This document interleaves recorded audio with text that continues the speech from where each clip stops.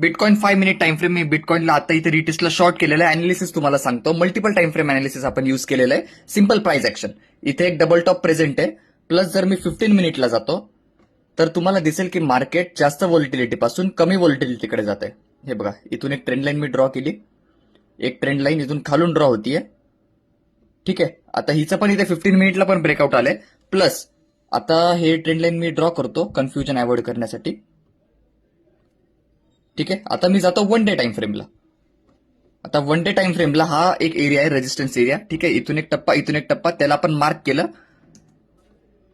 तर मार्केट आता त्या रेजिस्टन्स पासून टप्पा खाऊनच आपल्याला एक सेटअप बनवून देतो इथे. ठीक आहे. तर इथून हाय प्रोबेबिलिटी की मार्केट खाली येऊन जाईल. मी इथे माझे 2 इंट्राडे लेवल्स ड्रॉ केलेत. इथे काही क्वांटिटी बुक करावी लागेल रिस्क मॅनेज करण्यासाठी. प्लस मी माझा ट्रेंडिंग रेजिस्टन्स पण ड्रॉ केलेला आहे. बघू पुढे काय होतं. ओके, तर मी इथे रिस्क मॅनेज करून माझ्या ट्रेंडिंग रेजिस्टन्सच्या वरती क्लोजिंग आल्यानंतर ट्रेडला इथे एक्झिट केलेलं आहे. अशा प्रकारे जर रिस्क मॅनेजमेंट शिकायचं असेल, आता हे बघा, इथे आपण एक्झिट केलं आणि मार्केट पूर्ण स्टॉप लॉस मारतोय. तर ह्या प्रकारे बेस्ट वे मध्ये जर रिस्क मॅनेजमेंट शिकायचं असेल तर पेजला नक्की फॉलो करा.